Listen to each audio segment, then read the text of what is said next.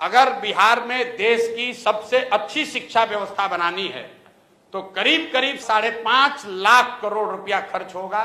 5.5 लाख करोड़ और करीब 8 से 10 वर्ष लगेंगे।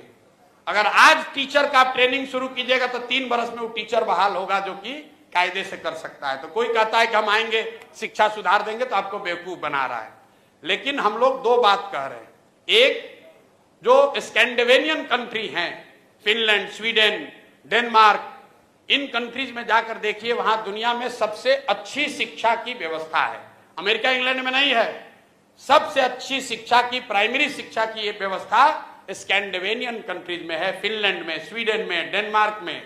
वहां पर उन्होंने क्या किया है, उन्होंने एक बहुत सिंपल चीज निकाला कि rather than taking school to every village, they are taking children to the good school. मतलब हर गांव में स्कूल बनाने के बजाय 4-5 जगह पर, अच्छी जगह पर बड़े स्कूल बना दिए गए और लोगों को स्कूल बस की सुविधा दे दी गई ताकि लोग अपने बच्चों को वहां भेज सके। बिहार में इसका जब मैंने अध्ययन कराया तो ये पाया कि प्रखंड के स्तर पर अगर 5 स्ट्रेटेजिक लोकेशंस पर अच्छे विद्यालय बना दिए जाए और स्कूल बस की सुविधा दे दी जाए तो औसतन 8 से 9 किलोमीटर मैक्सिमम बस की दूरी होगी जिस पर कि बच्चों को चलकर आना पड़ेगा। 20 से 30 मिनट से ज्यादा समय उसको नहीं लगेगा। तो बिहार में पहली चीज हम लोग ये करेंगे कि हर प्रखंड में कम से कम एक विद्यालय जो अभी है उसको अपग्रेड करके नेतरहाट के स्तर का विद्यालय उसको बनाया जाए। ये एक विद्यालय क्यों? इसलिए कि अगर हर प्रखंड में एक विद्यालय बनाइएगा बढ़िया नेतरहाट के जैसा, जिस एक नेतरहाट के विद्यालय से 1500 IAS IPS बने हैं, वो सरकारी विद्यालय था, यही बिहार के सरकार की व्यवस्था में चलता था और उसमें पढ़ने वाले ज्यादातर लड़के मध्यम और निम्न वर्गीय आर्थिक परिवारों से आए हुए थे। वैसा अगर स्कूल बनाना है तो करीब करीब 15 से 17 हजार करोड़ रुपया खर्च होगा हर साल। इससे ज्यादा पैसा है नहीं बिहार के पास। तो हम लोग ये कह रहे हैं कि हर साल हर प्रखंड में कम से कम एक विद्यालय बनाएंगे ताकि अगले 5 वर्ष में हर प्रखंड में 5 नेतरहाट के स्तर का विद्यालय जरूर हो जाएगा। दूसरी बात, हम अगर 5 वर्ष में शिक्षा सुधारेंगे, आपका लड़का 6वां में है, 8वां में है, आप कैसे सुधरिएगा? आपका समय तो निकलता जा रहा है। उसके लिए हम लोगों ने कहा कि जैसे ही सरकार बनेगी तो गरीब लोगों को यह सुविधा दे दी जाएगी कि अगर आप चाहें तो आप अपने बच्चे को प्राइवेट स्कूल में भेजिए और प्राइवेट स्कूल का रेगुलेटेड फीस सरकार की ओर से भरा जाएगा।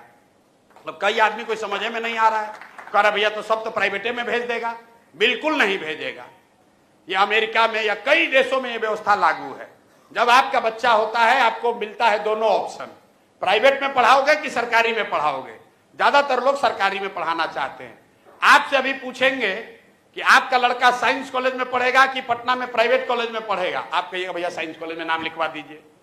आपसे पूछेंगे कि PMCH से मेडिकल करना है कि रमैया से करना है, आप कहे भैया PMCH में हो जाए तो रमैया क्या करने जाएगा। क्यों? क्योंकि सरकारी जो मेडिकल कॉलेज है, साइंस कॉलेज है, वो किसी प्राइवेट कॉलेज से उसका स्तर ऊपर है। तो ये सच्चाई नहीं है कि अगर आपको ऑप्शन मिल जाए तो सब आदमी प्राइवेट में जाएगा। दूसरी बात समझिए कि सरकारी विद्यालय फ्री नहीं है। ये आपको हमको लगता है कि ये फ्री है।